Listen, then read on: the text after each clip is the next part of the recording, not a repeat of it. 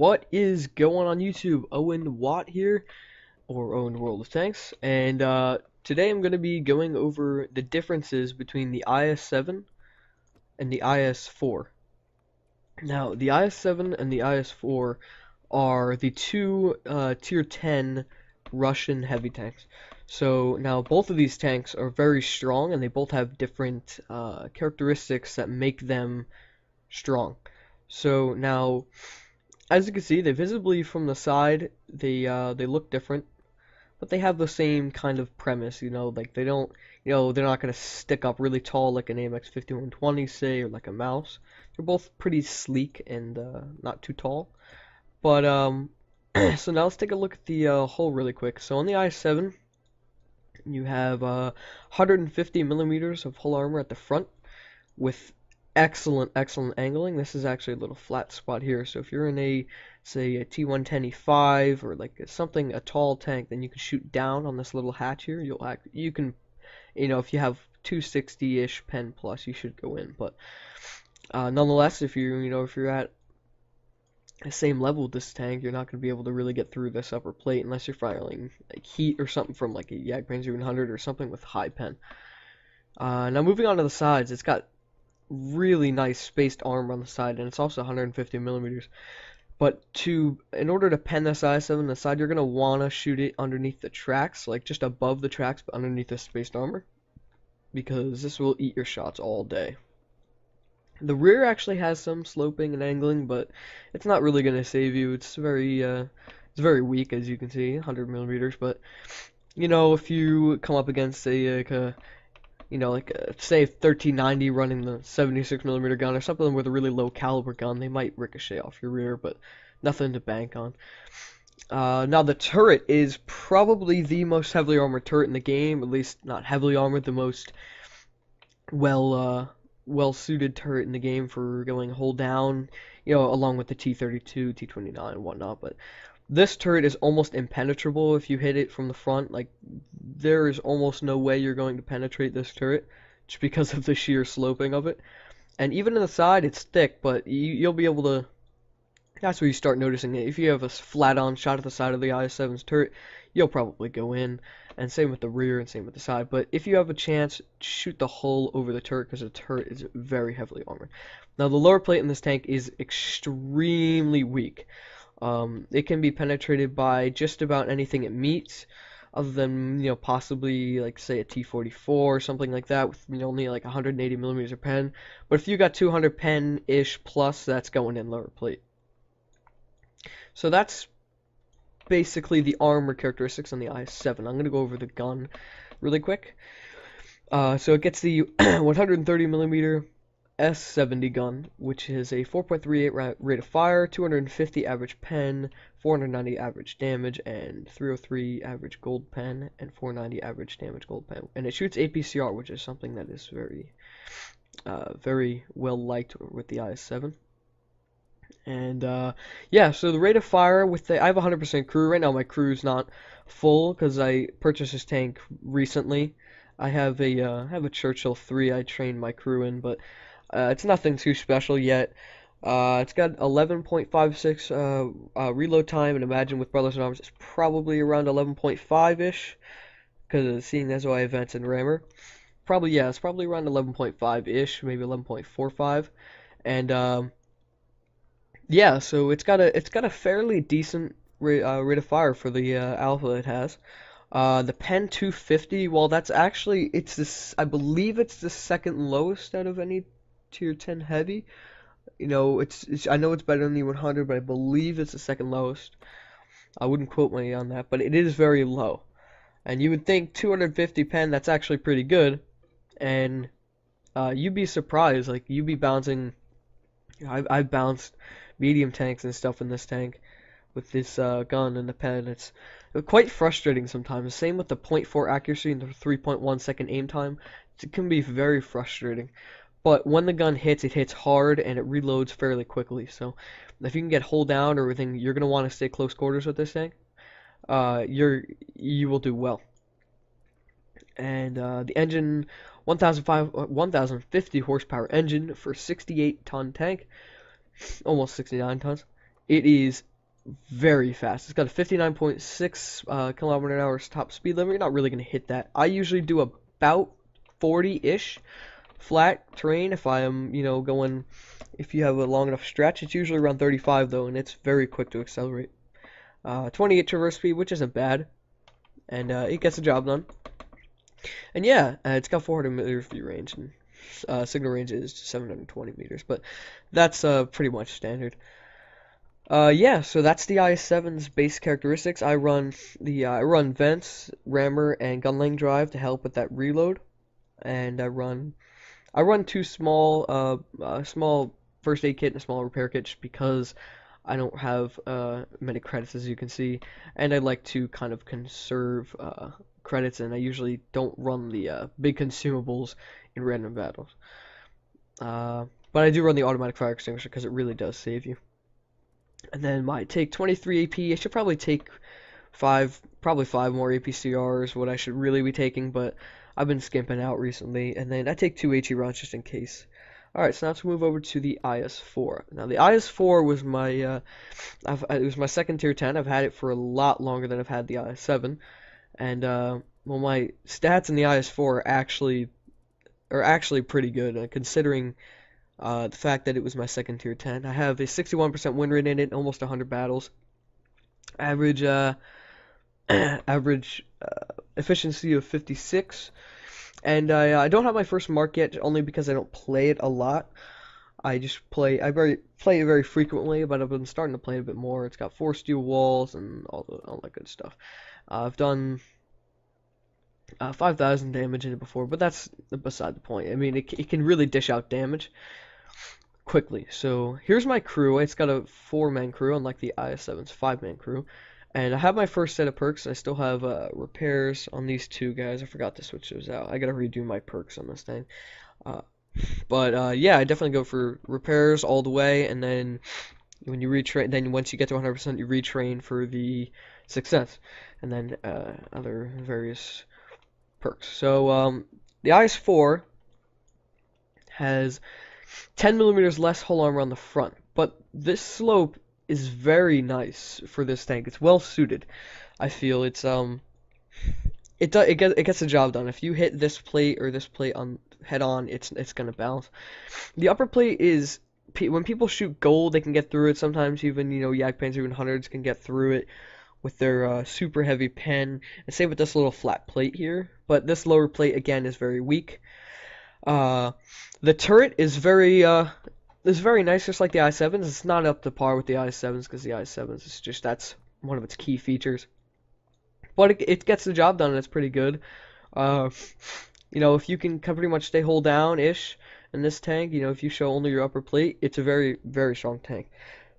Now here's something it has that the i7 doesn't have. It has an extra 10 millimeters of armor on the side. That's 160 millimeters of side armor, which is really thick. The side armor on this tank is great. This tank is an absolute beast when you side scrape. It's almost impenetrable. Now, and then the whole armor on the rear is 100 millimeters. Again, not gonna really save you. Turret 250 on the front, 200 on the side, 170 on the rear. Again, side and rear, you're gonna get penned pretty much when you're playing tier 10. So let's go over the gun really quick. It's got a 5 rate of fire, 5 rounds a minute rate of fire. Average pen of 258. Now that's not much more than the IS-7's 250, but I can really feel a difference when I'm playing this deck. I feel like I can punch through a lot more armor than I can with the IS-7, but that's just kind of how I feel playing it. 440 average damage, so it's got 50 less average damage than the IS-7, but it reloads a lot quicker. It's got 0.38 accuracy, which is 0.2 better, I believe, better than the IS-7. Let me make sure. Let me compare the guns side to side. It's 0.2 better. So the IS-7's got a 4.38 rate of fire, and this has a 5 rate of fire, which is a lot better. Aiming time of 2.9 instead of 3.1, which is very noticeable when you play this tank. I believe my reload time on the IS-4 is about, I want to say about 10 seconds. I don't know why it's not showing up. It should be showing up, but it's not. Yeah, it's a great rate of fire for this gun. I run rammer, vents, and gun lane drive, same thing as the i7. This thing does take heat over APCR as the premium ammo, which is a little annoying, but it gets the job done when you're shooting flat surfaces. And again, same loadout here. Um, yeah, it's got a 750 horsepower engine, which is much less than the IS-7's 1050. But it's not. This tank does not feel very sluggish, although it's worse in all maneuverability categories. It does not feel very sluggish compared to the KV-4. If you picture if you picture the KV-4 as being a very slow tank, and the ST1 or the STI or however you say it is basically like in between. If the STI felt sluggish to you, this thing is like a step up from that, but it's not up to par with the IS-7 again. Um, yeah, so the IS-4 is more of a you gotta be. The IS-7 I would say is much more friendly to newcomers because it's fast and it's kind of a great all-around tank. But the IS-4 I would say when put to good use and put in the hands of a better player, the IS-4 can perform better in most situations. Now, the key there is most. Because when you're city fighting, the IS-7 cannot really side scrape because you're going to make your front here flat. But again, if you were to side scrape in the IS-7 and you can hide most of the front of your tank and you're just peeking out the side, if you can bait a shot here, unless they shoot under your tracks and if they hit this here, it's not gonna pen. But with the IS-4, you could side scrape out. It's just a great all-around side scraper. So I would probably have to give the side scraping and city battles to the IS-4, and I would give the field battles probably more to the IS-7 just because if the IS-7 is maneuvering, it's going to be a lot harder to hit its lower plate, and if you hit anywhere on the upper plate on the IS-7, you're probably going to bounce, same with the turret. Whereas on the IS-4, if you were to hit this with gold, you can most likely get through. Now I'm going to do gameplay from each vehicle, and you will be able to see how I play each tank, and I will hopefully be able to guide you through how to play it. I'm not exactly an expert at either of these tanks, but I do thoroughly enjoy playing them. I have enjoyed the IS-4 probably a bit more than the IS-7 that's just in my personal preference, but the IS-7 is a incredibly strong tank. I probably played overall better games in the IS-7. My stats aren't as good as it just because I've been kind of learning it because I only have like 20 or 30 battles in it. But I have played games on the test server and it's a great all-around tank. All right, so I'm going to go and run my replay and I'll see you guys there. All right, what's up YouTube? So this is my review or the replay from my IS-7. So this battle takes place on airfield, and it's a pretty ugly matchup. We got a lot of skilled players on the enemy team, and it's a 37% chance to win. So I decided to start off by taking the IS-7 to the general heavy tank location around E6-ish. I'm just going to speed it up really quick while I'm on my way over there. Alright, but here I'm going to showcase the speed. So as you can see, I'm doing 42 right now, and then I'm going to stop in a second here to take a pot shot at this LTTB, and then I notice he's behind the little mountain, so I just keep going. So, I continue on my way.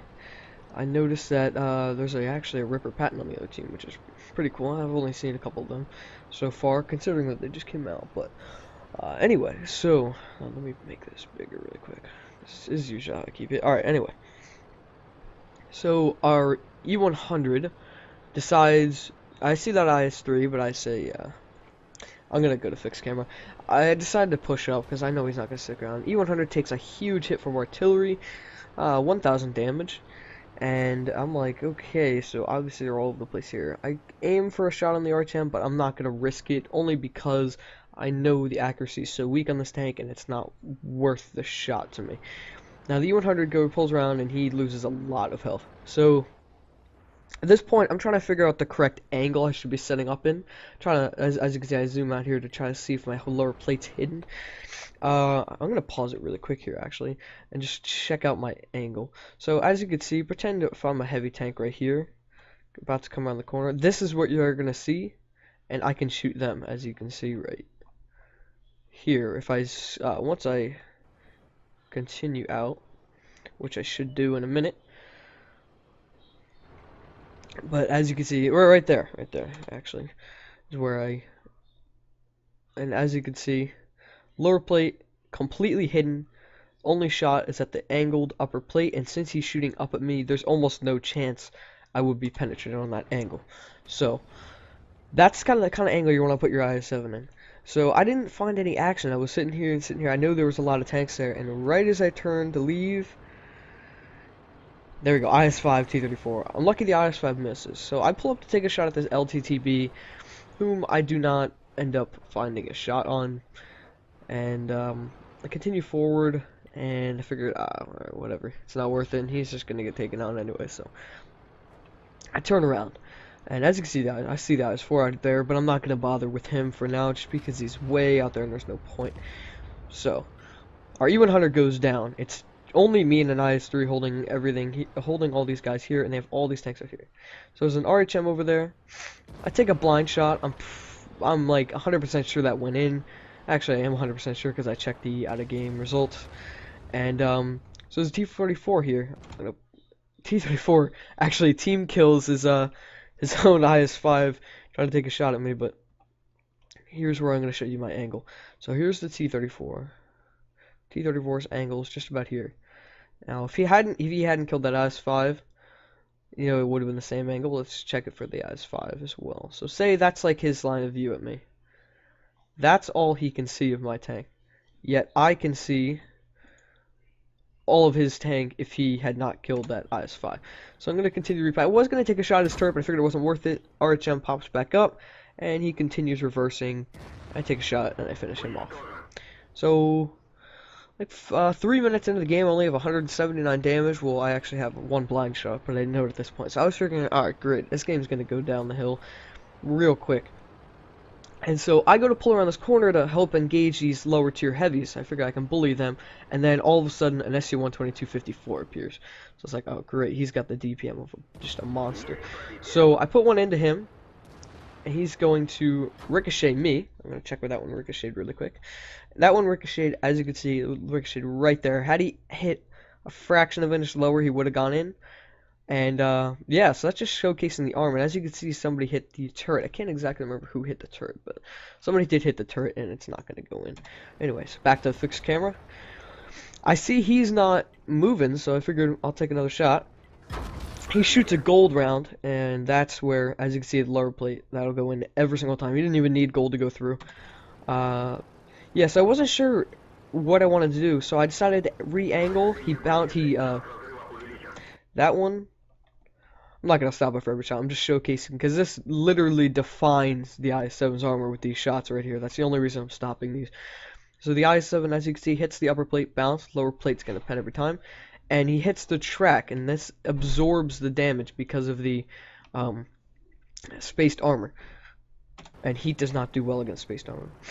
I was going to pull out to take another shot, but unfortunately he pulled back. Now the T-34 puts one into me, and I'm like, oh great, they're going to be pushing around there, and they got the KV-4 and all those and the Object 263, so I was getting kind of worried at this point. The IS-3's up there. I was waiting for him to peek, but he was not going to peek. I see the KV-4, was going to take a shot, but he ends up shooting right before I even get a chance to aim, and yeah, so he pulls back, and yeah, so I'm just kind of holding down this position. I don't want anybody to take me out. The KV-4 comes around the corner. I put one into his track him for 423 damage. That's a really low roll, but it's still a big chunk of damage for tier 8 heavy tank. T-34 puts another one into me. I stay out here to take a shot at the KV-4. He repairs right as I reload, and I get an angled part of his turret, and that's never going to go in. Now, I'm up to 1500 damage. I'm about to get circled here. This IS-3 is getting pushed by this Ripper Patton. I auto aim, I put one into him, and I light him on fire. I decided, look, I don't have time, so I turn around and angle my armor towards this Object 263. I don't even bother with the IS-3A because this guy's the main priority here. And I decided to, as you can see, I'm gonna get taken out there. Nothing I could do. I got swarmed, but as you can see, the IS-3 held up well. We were able to put out 3,000 damage, and let's see, what time was it before? 11 minutes and 53 seconds left. So about there, about 2 minutes, we were able to put out 3,500 damage. That just shows the incredible capabilities of the IS-7 when it's in a good position like this. Now, one other thing I wanted to point out, actually, The object 263 here. A lot of people don't know where to shoot. The lower plate is weak. You can pen the lower plate, but I tried to aim for it, but I didn't have a shot because he was coming at me. You can hit this deck here, but it's a really hard angle, especially in a slim tank like the IS-7. So I decided, I know you cannot shoot that armor plate. That armor plate is thick. So I took a shot at the little gap between the armor plate and like where the hole is, and I was lucky enough, and it went in because of the weakness that's there. I never really knew that weakness. I just took a chance. I mean, I figured that was the weak point there because there was no other weak point I could find, and I kind of had to get a shot off. So I aimed and fired there, and it went in. So now that is, I always knew that was kind of a weak spot, but I never knew the IS-7 would be able to get through it so easy with AP. Yeah, so that's my that's basically my lifespan in this game in the IS-7. I'm gonna continue along with the replay though. I'm gonna speed it up a bit. I decided to spectate this Tiger 2. I just kind of flip around different tanks. I'm just going to speed it up. So now, the Tiger 2 actually shoots the 263 in the same spot right there. I did notice that. But I'm going to speed it up here. So, yeah, I was just going to skip through a lot of it just till the end. Just because a pretty funny thing happened actually in the end.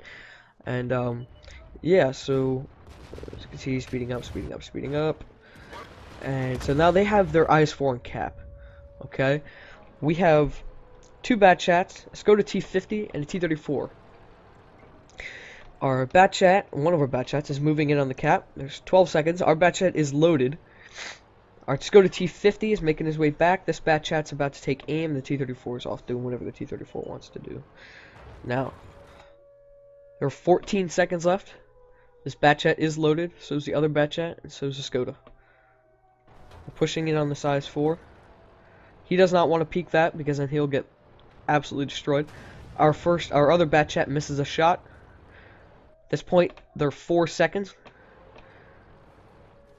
There's 1 second. And our already resets from all the way back there. He came in clutch and reset that cap. That was really nice. Now, something is about to happen, which I find I was laughing at. You ready for this? IS-4 meets bat chat 155.58. The IS-4 ricocheted off the front of a bat chat 155.58. So now that's going to do it for this game. From here on, our team just finishes off the IS-4 and we win the game. Now, so this game I don't have the after battle reports just because my screenshots were not working properly, but I finished the game with around 3,500 damage, 1,500 damage blocked by armor, and I had 3,000 spotting damage and tracking assistance damage because I held off that flank for all those people sitting back at C1, D1 area. Yeah, so that is my replay for the IS-7. I will show you a replay of my IS-4 right now. What's up YouTube, Owen Watt here, and here is my IS-4 replay. So, this game is on Pilsen, and we have a 67% chance to win. It is a nice matchup. However, they have two very skilled tier 9 medium tanks. I'm going to change it to the bigger mode here. Now, for whatever reason, when I was trying to go for this, when I was playing my IS-4, I was getting some of the worst frame rates of my life. Like, the first game I played in this today, I was getting 20 FPS for some reason, and I could not hit anything.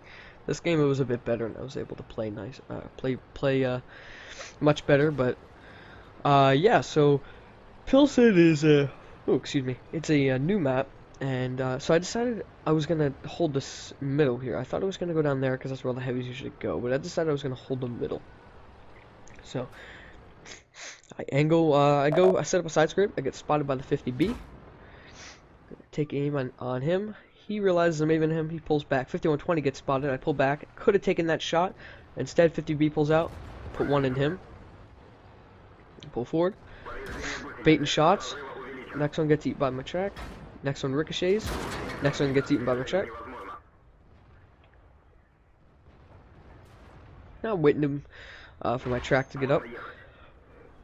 And unfortunately, the 5120 is pulled back, so I can't put in a shot at him. So I figured it'd be a while till they're loaded anyway, probably another 15-ish seconds. So I figured I'd pull out, take another look, and I was like, you know what, I'm out of here. I'm gonna go support the heavy kind of like little buildings down there. Make my way down. We get rid of the 255A, which is good, which is one of their best players. I make my way down to this little like corridor area kind of place. Continue on my way, take aim at this Ferdinand, and fortunately it hits his upper plate when he was on an extreme angle and we didn't get to go in.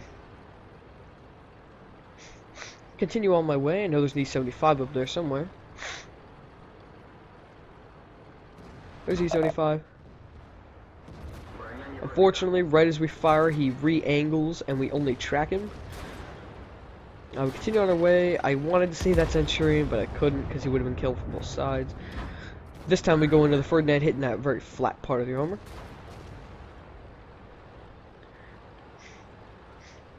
Ferdinand is just complaining in chat. I don't know why. Yes, we continue on our way here. Ferdinand. First time we get penetrated in the game, we hit his track and it goes right through his track and into his whole armor. Now, at this point, our team is starting to swarm the enemies. I make my way, I see this Skoda 250, he sees I'm looking at him, and he decides not to deal with that. Again, I don't know why Ferdinand's complaining that can penalize stuff, as long as he's... People who make them fools of themselves in chats are always the most annoying. So, Tiger 2, full health. And we're going to go to work on him. He cannot get through our armor. Take aim. Another one right through his upper plate. Upper plate on the Tiger 2 is like butter for most tier 10 heavies. It's not very thick once you get to tier like 9 and 10. It's the only problem with the Tiger 2. Another one through his upper plate. And the RHM had bounced me there. I'm not sure if I called it out. RHM bounces me again. Unfortunately, the Tiger 2 put one into me. I wanted to angle towards the RHM so he didn't hit me. And just like that, we went from 400 damage pulling over to this corner to 2,700 damage in a matter of about 2.5–3 minutes, just like the IS-7's game. And from here on, my team is going to finish off the last remaining enemies, and we go on to win the game. So, this game was... the IS-7 game was a Master Badge first class, and this game was a Master Badge second class. I only did 2,700 damage, which is a good game, but it's not anything special for a tier 10 heavy tank. What was special, excuse me again, was I had 4,593, I believe. I know it was 4,500-ish damage blocked by armor by this IS-4. A lot of that coming from those the AMX-50B and the AMX-50-120 who were just pounding shots into my side on the side scrape, and from the Tiger 2 who could not get through our frontal hull armor because of the way we angled it. That's the way you want to play your IS-4. You want to play to where this gun aims fast enough and is accurate enough to do medium distances like with that 5120, and then it's good enough to go up against, you can really bully the lower tier tanks. Like, they just cannot get through you. And then, whereas if you're playing an IS-7, if you're trying to bully, say, a Tiger 2, if he shot your lower plate, he'd probably go in. Fair enough that Tiger 2 was probably not shooting my lower plate, or he was hitting it on an extreme angle, but had that been an IS-7, he most certainly would have been going through that lower plate. And another thing is the IS-7 probably wouldn't be able to hit a lot of those shots on the 50B. That's another thing to keep in mind. So now IS-7 versus IS-4. I'm just going to go quick recap. IS-4, you can have a faster reload time, higher penetration, higher accuracy. And basically everything with the gun is going to be better than the IS-4 other than the alpha damage. You're going to have a much better side scraping ability with your IS-4 and like kind of brawling ability with your IS-4. The upper plate's a lot more powerful or strong on the IS-7, so you're gonna have a lot better time kind of spearheading attacks with your IS-7. And one thing I forgot to mention is the IS-4 is 2,500 hit points, and the IS-7 is 2,150, which is also something to keep in mind. Um, yeah, so the IS-4, again, a lot better at side scraping and brawling, and the IS-7 kind of good for kind of maybe pulling up on the flank of an enemy in a town, or kind of taking the frontal assault instead of kind of sitting back and waiting for the enemies to shoot you. Um, Now, as for which tank you should face hug in, both of them are really good face huggers, especially with the IS-7's turret and the IS-4's turret as well. But I'd probably say the IS-7 is better face hugging, just because of the fact that turret is a lot more armored and the armor is not as flat on the front. So in my opinion, IS-7 is more geared towards the beginner, and the IS-4 is more geared towards the more experienced player. But that does not mean a more experienced player will not perform well in an IS-7. He'll only perform better, and it does not mean a newer player will perform poorly in an IS-4. You just have to learn the playstyle. I feel like it takes a little bit longer to learn the playstyle of an IS-4 than it does to learn the playstyle of an IS-7. And the tanks leading up to the IS-4, such as the KV-4, is when I really started having a blast with the line. The ST-1 is by far my favorite tier 9 tank I've ever played. It is such a bully. It is essentially the IS-4 at a lower tier with just a little bit worse stats in every category, but the armor is ridiculous. Whereas with the IS-7 line, the IS-3 was a fantastic tank. I kept mine. A lot of people keep theirs. The IS-8, which is what I played, I didn't play the T-10. I know the T-10 is a lot better than the old IS-8 was, but I was not a fan of the IS-8 at all. Um, as before then, tier 6 and 7, those are kind of more minor. KV-3 is a great tank, so same with the IS. And anything before that's not really too. I mean, I like the T150 a lot. I like the KV-1S is when I played it. The KV-1S tier 6.